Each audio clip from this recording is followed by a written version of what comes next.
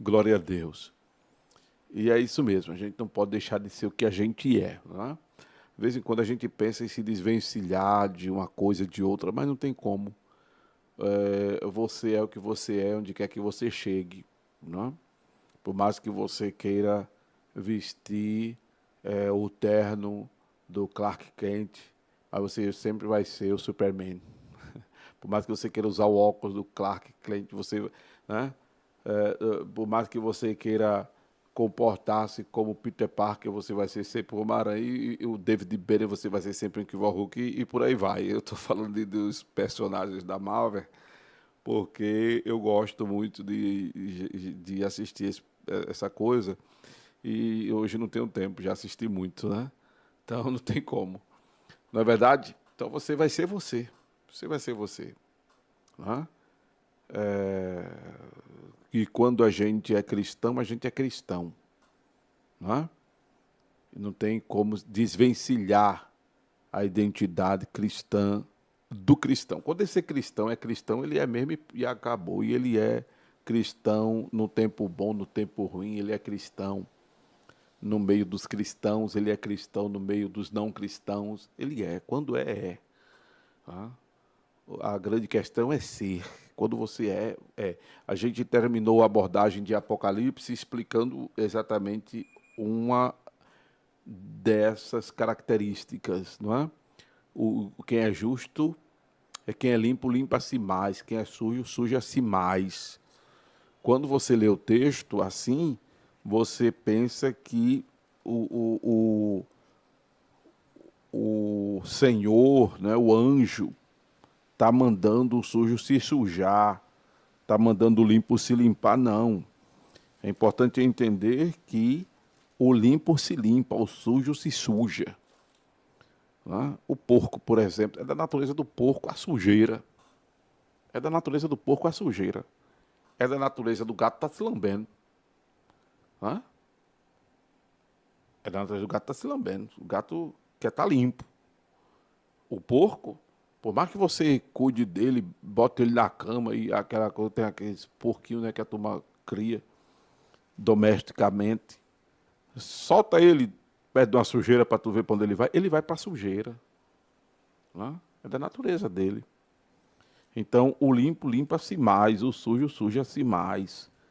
Por isso que quando a pessoa é cristã, ela nascida de novo, ela não agrega mais pecados aos seus pecados, ela não agrega mais falhas às suas falhas, ela não agrega mais erros aos seus erros, ao contrário, ela procura se desvencilhar.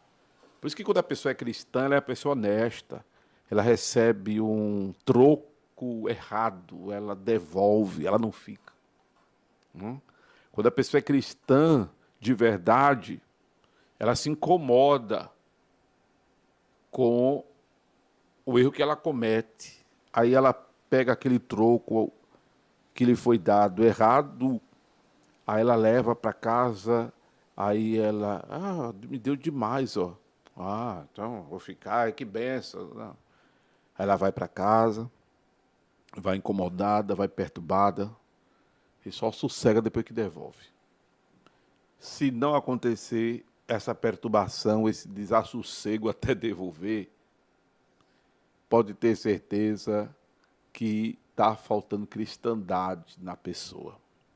De repente ela até a mente se perturba. Mas besteira isso é. Besteira. Nem sabe. Não vai. O quê? A mente fica perturbada até devolver. Se não devolver, é bronca. Tá? Mas quando a pessoa não está nem aí, não é verdade, irmãos? É o que a gente chama de cauterização da mente. A pessoa, e se ela vem sendo cristã autêntica, a partir desse momento ela jogou fora a sua identidade cristã. Ela rasgou a sua identidade cristã. Não é? Quando isso acontece de forma assim que ela passa a não se incomodar. A mente cauterizou. Não está havendo um trabalhar Não é que não esteja havendo um trabalhar do Espírito Santo, o Espírito Santo trabalha, é a pessoa que não está respondendo positivamente ao trabalhar do Espírito Santo. E quando não há uma resposta positiva ao mover de Deus, a pessoa se desconfigura de igreja, a pessoa se desconfigura de cidadão dos céus, de cristão, a pessoa se desconfigura de nova criatura. É, não é? Quando há essa resistência ao Espírito Santo, é isso que se configura a blasfêmia. E falar em blasfêmia, deixa, aproveitando que estamos tratando deste assunto, deixa eu dizer que blasfemar não é esculhambar a Deus, dizer nome feio com Deus, isso é desrespeito. Hã? O blasfemar é a resistência a essa ação persuasiva do Espírito Santo. Quando está escrito que não há pecado nem no presente, nem no porvir, é porque a pessoa não se redime, não se retrata. E se ela morre assim, um abraço, não tem perdão mesmo, não. Não? E enquanto a pessoa não se retrata, não se redime, não se converte, né, que é mudança, enquanto a pessoa não cede ao Espírito Santo, a ação persuasiva do Espírito Santo, ela está fazendo resistência, ela está fazendo resistência. Isso é que se configura blasfêmia. Não é? E diga-se de passagem que quando a gente lê, que eu estou procurando aqui o versículo, não é? Que está em Mateus, né? Se alguém quiser me ajudar aí na referência rapidinho, porque eu estou procurando aqui.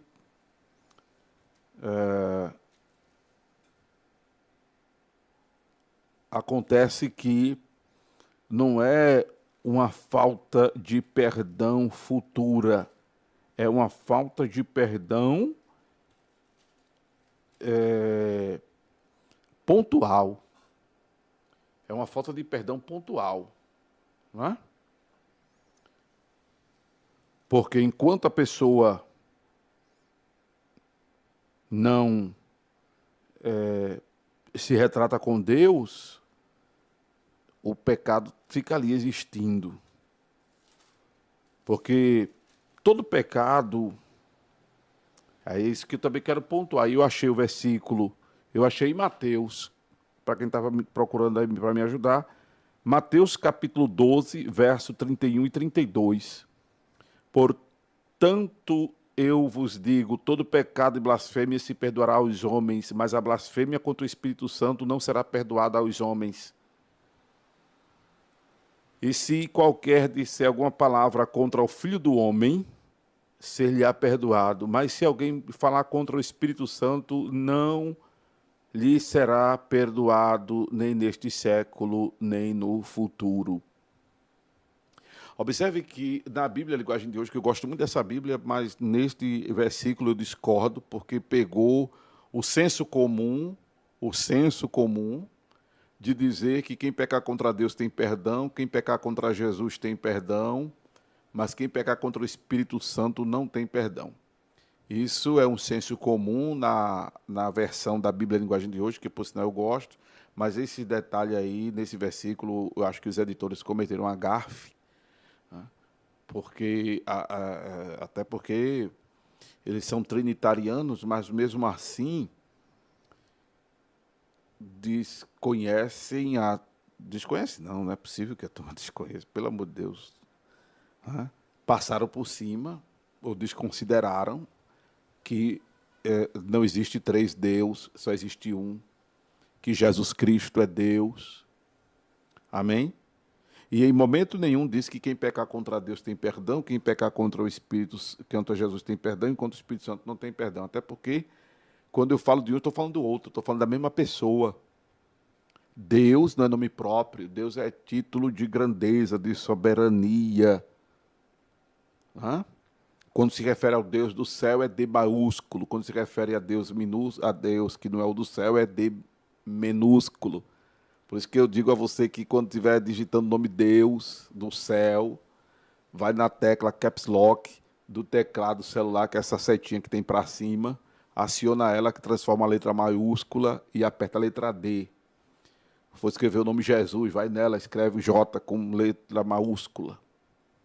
Agora, se for um Deus qualquer, aí é D minúsculo. Mas quando se referir ao Deus do céu, Deus da glória, é D maiúsculo. E Deus é grandeza, é soberania, é senhorio, é majestade, é resplendor. Jesus é Deus em forma humana. O Espírito Santo é Deus. A terminologia santo significa Deus operando, santificando, redimindo o homem, fazendo o homem abster-se do pecado e fazendo o homem purificar-se do pecado. Se abstém pela palavra e se purifica pelo sangue de Jesus, os únicos elementos que proporcionam santidade ao homem, a palavra e o sangue de Jesus. A palavra por abstinência e o sangue por purificação. Porque o único elemento que nos purifica do pecado é o sangue de Jesus. E o único elemento que nos faz, porque a atitude da gente, a decisão nossa, se afastar do pecado é a palavra de Deus. João 17, 17, Jesus orou: Pai, santifica-os na verdade, a tua palavra é a verdade. Louvado seja o nome do Senhor. Então, todo pecado e blasfêmia se perdoará aos homens, mas a blasfêmia contra o Espírito Santo não será perdoada aos homens. Se qualquer disser alguma palavra contra o Filho do Homem sou eu, é você. Esse título de Filho do Homem foi aplicado ao profeta Ezequiel, foi aplicado à humanidade de Jesus, porque se refere à humanidade. Mas contra o Espírito Santo não será perdoado, porque o Espírito Santo, que é Deus, operando no homem para, como já disse, distanciar o homem do pecado, e como o homem não se distancia do pecado, porque é pecador e se lambuza no pecado, o Espírito Santo vem e confessa, te arrepende, te retrata, deixa. E aí quando a pessoa resiste isso, o agente santificador não pode fazer mais nada, ou não faz mais nada além do que já está fazendo. Porque a decisão final é nossa, mas quem faz a ação persuasiva é o Espírito Santo. Não é? E se a pessoa resiste, diz tipo, não, eu que errei que nada, eu não estou errado, eu estou certo, nada, é nada demais. Aí a pessoa não vai pedir perdão. A pessoa não pede perdão. E por não pedir perdão, não é perdoada. Por isso que a pessoa que tira a vida, ela não tem salvação, porque não tem como ela voltar para pedir perdão por ter tirado a vida. Por isso que o suicida não vai para o céu. Quem tira a própria vida não vai para o céu. Infelizmente. Não é? Porque não tem como voltar, Deus me perdoe. Não tem como voltar. Entende? Assim é o blasfemo.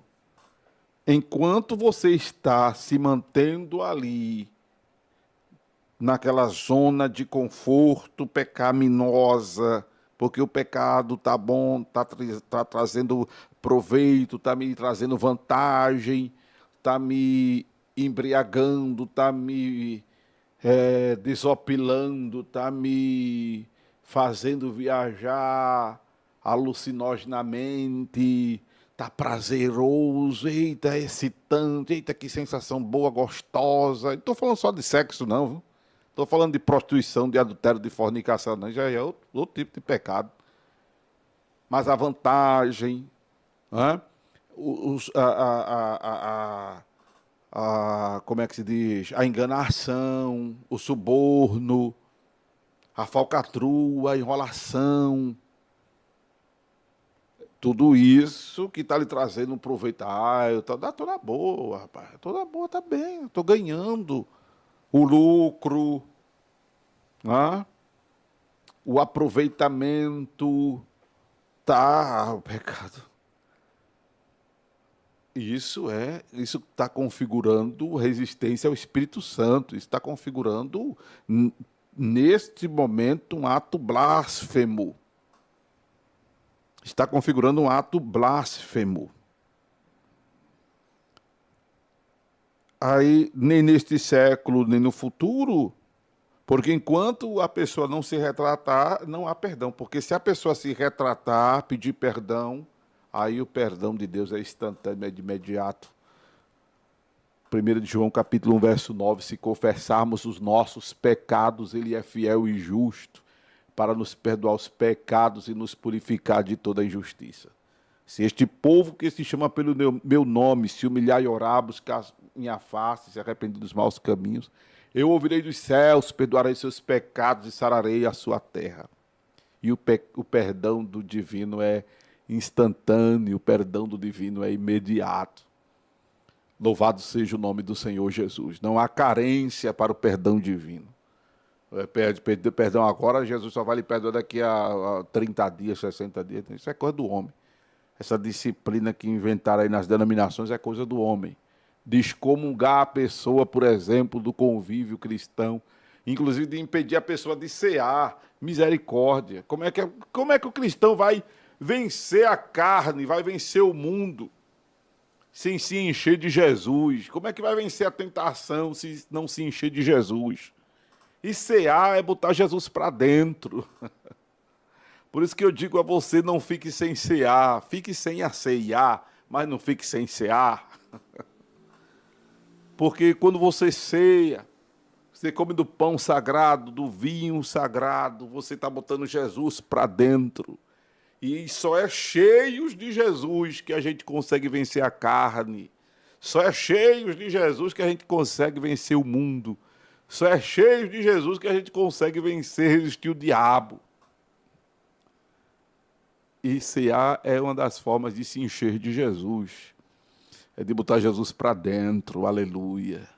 Põe Jesus para dentro da tua vida para tu vencer essa coisa ruim, que talvez esteja sendo boa para você em algum momento, mas está sendo danosa para a tua integridade espiritual, sobretudo. Em breve vai ser danoso para a tua integridade moral, que pode reverberar no físico. Pode reverberar no físico. Tá?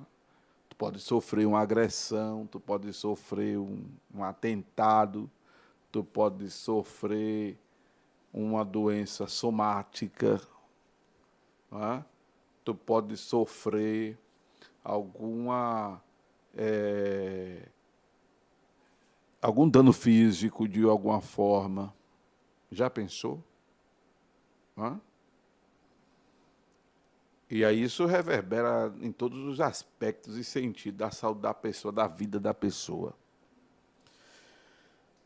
O programa começou quente, né? Louvado seja o nome do Senhor Jesus. Mas é isto. Amém? Louvado seja o nome do Senhor. Então, quando nós respondemos positivamente ao Senhor, que é isso que significa a igreja, Efésios capítulo 5, verso 25 ou é o 24, que a igreja está sujeita a Cristo. A igreja está sujeita a Cristo. Se não houver sujeição a Cristo, não é igreja, eu costumo dizer. Pode ser até crente, mas crente até o diabo é. Pode ser protestante, adepto da reforma do século XVI. Pode ser evangélico, adepto do movimento evangelical do século XX, no ano de 1902. Pode ser membro de qualquer denominação, mas se não se sujeita a Cristo, não é igreja. Efésios 5, 24. De sorte que assim como a igreja está sujeita a Cristo, assim também as mulheres sejam em tudo sujeitas a seus maridos, é porque fala da relação conjugal que deve ter simbiose. É a mulher sujeita ao marido, como o marido sujeito à mulher, até porque o corpo do marido não pertence a ele, como o corpo da mulher não pertence a ela. Isto fala dessa simbiose, não de machismo, tripudiando do feminismo, nem vice-versa, como a gente está vendo na sociedade hoje. Né? Um querendo ser mais do que o outro, o homem querendo ser mais do que a mulher querendo ser mais do que o homem, e diante de Deus é tudo a mesma coisa. O que muda é a biologia, é o sexo. Fora isso, tudo tem a mesma alma, o mesmo espírito. Né? Louvado seja o nome de Jesus. Louvado seja Deus. Ah, que pena, a transmissão do Facebook acabou. O pessoal estava no Facebook. Jesus. Esse meu aparelho está pedindo outro. A bateria dele não está segurando. Com Jesus der condição, a gente compra outro celular para fazer transmissão pelo Facebook, porque esse aqui já está pedindo outro. Eu não sei se o rapaz troca essa coisa. Essa bateria, né? Que é a bateria interna, não sei como é que faz. Vamos ver, eu vou ver se ele conserta isso. Pois bem, voltando a Efésios 5:24, a igreja está sujeita a Cristo. Então, se não houver sujeição a Cristo, não é igreja. Não é? E aí, quando o cristão responde positivamente à revelação de Deus, ele se configura a igreja. E aí, quando ele não responde a essa revelação de Deus, ele está rasgando a sua identidade cristã. Ele está rasgando a sua identidade cristã. Porque não está respondendo a Deus. E aí, quando ele não responde, além de estar rasgando a identidade cristã, está se configurando a blasfêmia, conforme acabamos de explicar o que é a blasfêmia contra o Espírito Santo. Estamos mostrando que ele já se desconfigura de cristão, já desconfigura a sua identidade de cristão, já desconfigura a sua identidade de igreja, porque não está respondendo à revelação divina. Não está respondendo a Deus. Não é? E aí, isso é complicado. Por isso que o escritor, né, o apóstolo João, ele diz, que eu até quero ver direitinho aqui, porque a gente fez essa abordagem já faz alguns dias, de Apocalipse, que a gente até terminou, né? Mas agora, por inspiração, como eu disse, a gente pode voltar nela a qualquer instante, e hoje estamos recebendo essa inspiração de voltar ao livro de Apocalipse, conforme está escrito no capítulo 22, verso 11, quem é injusto, faça injustiça ainda, e quem está sujo, suje-se ainda, e quem é justo, faça justiça ainda, e quem é santo, seja santificado ainda. O Senhor não está mandando o pecador continuar pecando. O Senhor está dizendo que o pecador fica pecando. O santo procura se santificar. Ele não agrega mais erro aos seus erros. Não agrega mais falha às suas falhas. Já basta de pecado, já basta de erro. O nascido... Porque o justo do Novo Testamento, amados irmãos, o justo do Novo Testamento, como era chamado no Velho, é o nascido de novo. Até porque não havia justo no Velho Testamento. Havia quem se apegasse à promessa. E, apegado à promessa, vivia uma vida de piedade. O justo do Novo Testamento é nascido de novo. Hã? Louvado seja o nome do Senhor Jesus.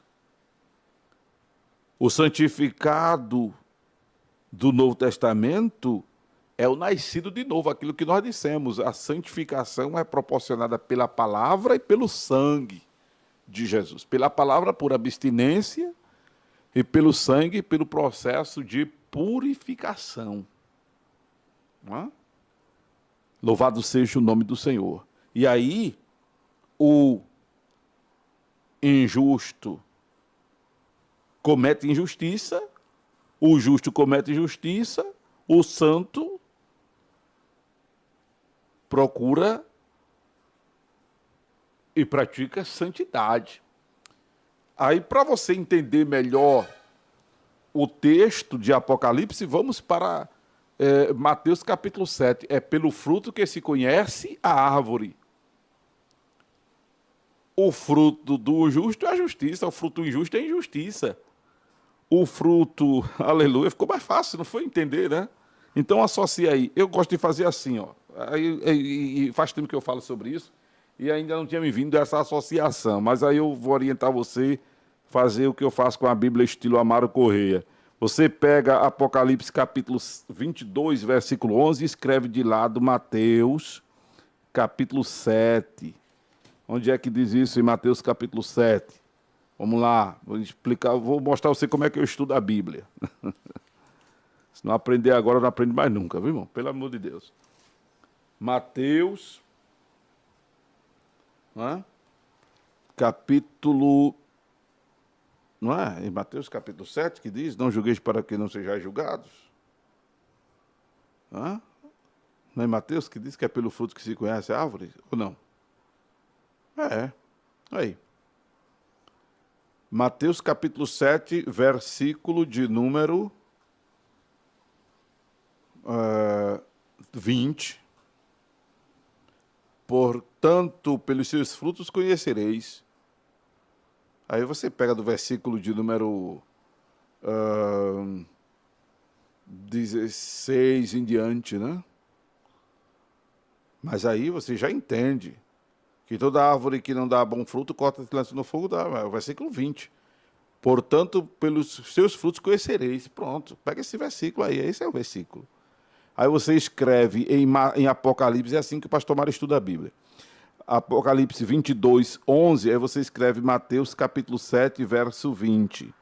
E lá em Mateus capítulo 7, verso 20, você escreve AP de Apocalipse capítulo 22, versículo 11. Quando eu folhear a Bíblia, que eu leio esse versículo, eu vou ver que eu anotei aquele outro. Pronto, a minha Bíblia é toda marcada assim. E eu recebi a inspiração divina agora para associar Apocalipse. E olha que eu já falei sobre Apocalipse dia desses, né? E não tinha feito essa associação. Voltando a explicar isso. A inspiração veio agora. A inspiração de falar esse assunto e a inspiração de fazer essa correlação. Louvado seja Deus.